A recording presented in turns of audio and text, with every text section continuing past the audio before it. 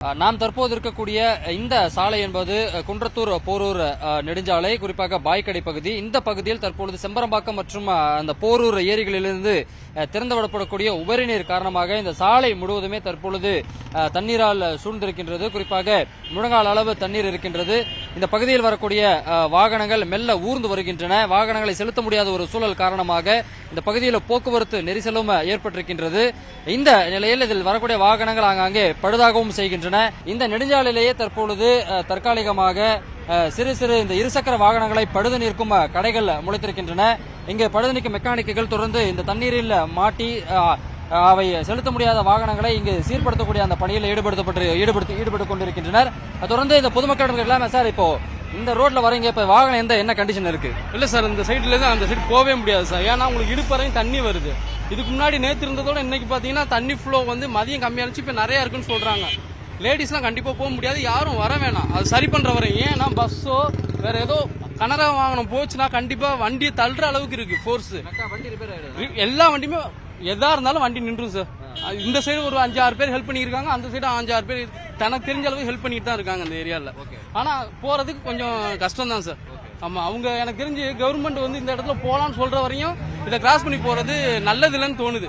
நீங்க சொல்லுங்க சார், இப்போ நீங்க இங்க வண்டி ஓட்டு வந்தீங்க, இப்ப என்ன சார் உங்க வண்டி? ரொம்ப சிரமமா இருக்கு சார். அது கொஞ்சம் ஏரியில ஸ்டாப் பண்ணாங்கன்னா எல்லாருக்கும் ரிலீஃபா இருக்கும்.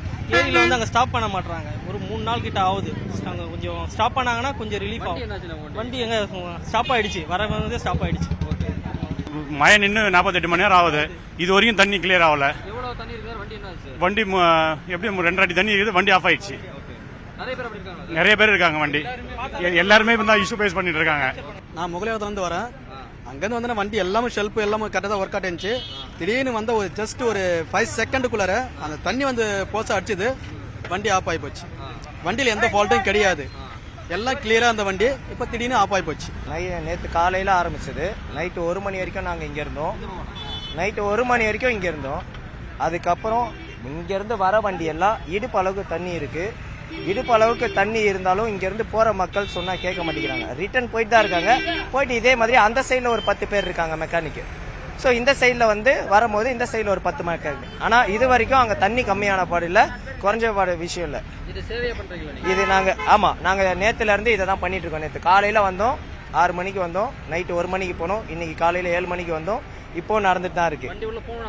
வண்டி உள்ள போன உடனே இல்ல, நீங்க இந்த வண்டியை எடுத்துட்டு போனீங்கன்னா அப்படியே எடுத்துட்டு போக வேண்டியதான். எப்படி சைக்கிள் எப்படி தள்ளுவாங்க அந்த மாதிரி தள்ளிட்டு போக வேண்டியதான் இங்க இருந்து. ஏன்னா இங்க இருந்து கொஞ்ச தூரம் வரைக்கும் தான் நீங்க நல்லா போக முடியும். அதுக்கப்புறம் தண்ணி கரெக்டா நம்மளுக்கு தண்ணி இந்த சீட்டு நம்ம உட்காரம் பாத்தீங்களா, உட்கார்ந்தாலும் இடுப்பு அளவுக்கு வந்துடும்.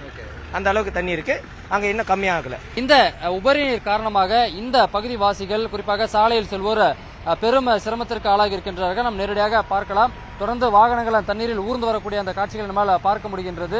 இன்னும் சில தினங்களுக்கு இந்த பகுதியை பொறுத்தவரை, இந்த சாலையை பொறுத்தவரை இந்த சூழல் என்பது அவ்வாறே தொடரும் என்பதே இங்க இருக்கக்கூடியவர்களுடைய பார்வையாக இருக்கின்றது.